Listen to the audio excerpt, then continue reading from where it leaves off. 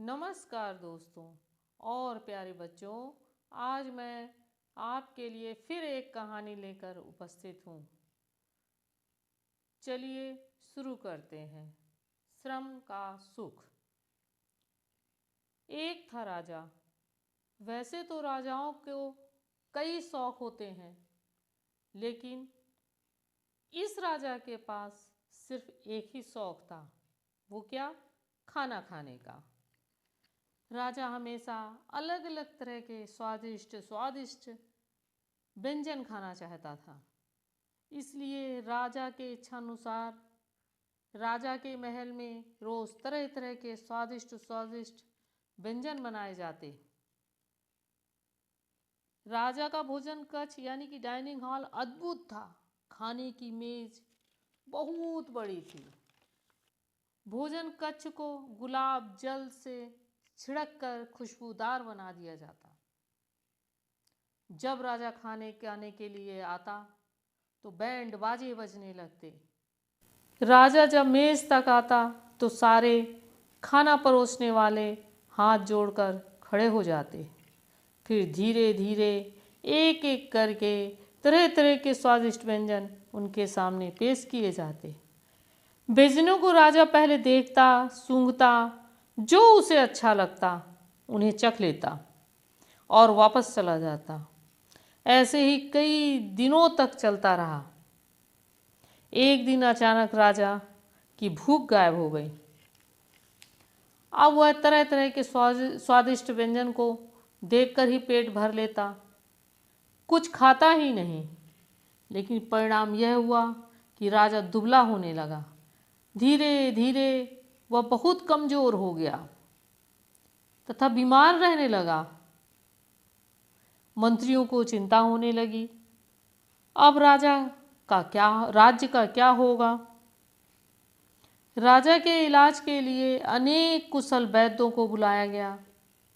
अब राजा का इलाज शुरू हो गया, मगर कोई फायदा नहीं हुआ। राजा रात दिन एक ही बात कहता, मुझे कोई स्वादिष्ट वस्तु खिलाओ तभी मैं ठीक हो पाऊंगा।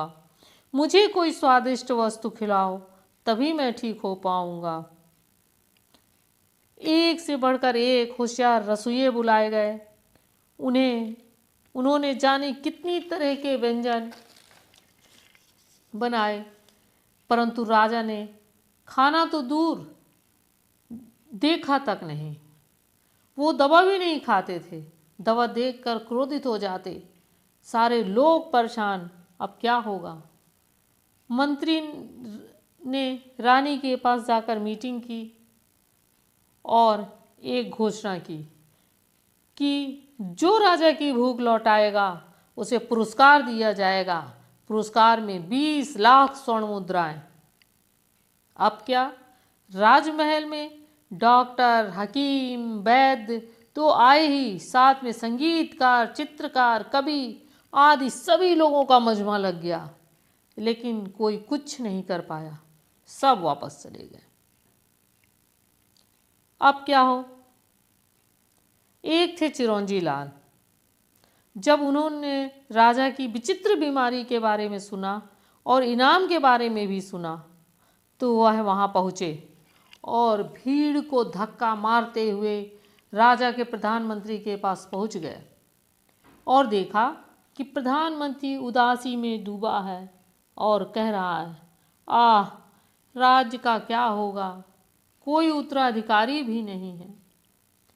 तभी चिरौंजी लाल ने कहा, श्रीमान, मैं राजा को ठीक कर सकता हूँ, उनकी भूख लौटा सकता हूँ। प्रधानमंत्री ने कहा, ये बात सुनते सुनते मेरे कान पक गए, परंतु कोई नहीं ठीक कर पाया। चिरौंजी लाल ने दृढ़तापूर्वक कहा, अगर ऐसा ना कर पाया तो आप मेरी गर्दन कटवा दीजिएगा, मगर मेरी एक शर्त है। प्रधानमंत्री चौंके, फिर बोले, आप क्या चाहते हैं? चिरौंजी लाल ने कहा, ध्यान से सुनिए, आप मुझे इस राज्य का 7 दिनों के लिए राजा बना दीजिए और राजा को साधारण नागरिक। प्रधानमंत्री पूरे मंत्रिमंडल की बैठक बुलाई और चिरौंजी लाल की बात पर विचार किया। अंत में निर्णय यह हुआ कि चिरौंजी लाल को 7 दिन के लिए राजा बना दिया जाए।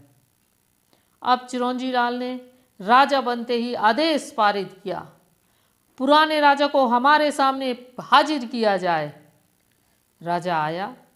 नए राजा ने कड़क आवाज में कहा, इसे महल से बाहर निकालो और पत्थर की खान में मजदूरी के लिए लगा दो। पुराने राजा को साधारण कपड़े पहनने को मिले और पत्थर तोड़ने वाली खान में मजदूरी।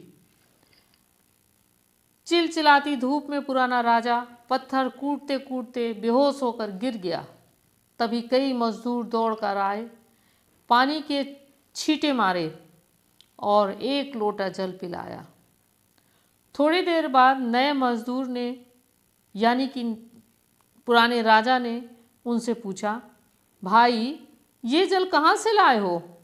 तभी मजदूर ने हाथ से इशारा करते हुए बताया, इस झरने से। दोपहर में खाने की छुट्टी हुई। सारे मजदूर अपना अपना खाना खाने लगे, लेकिन देखा नया मजदूर एक पेड़ के नीचे सो रहा है, खाना नहीं खा रहा। उन लोगों ने अपने खाने से कुछ हिस्सा निकाल कर उसे देने पहुँचे। पुराना राजा उठकर बैठा, देखा उनके हाथ में मोटी मोटी रोटियां थीं, उन पर रखा था प्याज, 1 हरी मिर्च थी। नए मजदूर यानी कि पुराने राजा ने जी भर खाया, फिर झरने का पानी पिया। अब वह दिन रात काम करता, 2 समय बाजरे आटे की रोटी, प्याज और हरी मिर्च खाता, झरने का ठंडा पानी पीता और डट कर सोता। इस तरह धीरे धीरे 7 दिन व्यतीत हो गए। उसके चेहरे में रौनक आ गई और वह मस्त हो गया। 7 दिन बाद चिरौंजी लाल ने मुकुट उतारकर प्रधानमंत्री को देते हुए कहा, जाइए राजा को ले आइए, अब वह ठीक हो गए हैं। सारा मंत्रिमंडल मिलकर पत्थर की खान में पहुंचा। सब ने राजा को प्रणाम किया और कहा, महाराज अब आप स्वस्थ हो गए हैं, चलकर अपना राजपाट संभालिए। परंतु राजा तैयार नहीं हुआ। तब चिरौंजी लाल ने कहा, महाराज यह सब मेरे कहने से हुआ है, मुझे माफ़ कर दीजिए, आप अपना राज्य संभालिए। राजा ने कहा, मैं बहुत आभारी हूँ, आपने मेरा सही इलाज किया। इस तरह राजा स्वस्थ होकर अपने राज्य में लौट आया और चिरौंजी लाल को घोषित पुरस्कार दिया गया। बच्चों व दोस्तों, खाना खाने में कभी भी नानुकुर नहीं करना चाहिए। घर में जो भी बने या मम्मियाँ बनाएं, उसे प्रेम से खुशी होकर खाना चाहिए। दोस्तों, अगर कहानी पसंद आई हो तो लाइक करें, शेयर करें, सब्सक्राइब करें। जिन्होंने सब्सक्राइब ना किया हो प्लीज़ वो भी सब्सक्राइब करें। धन्यवाद।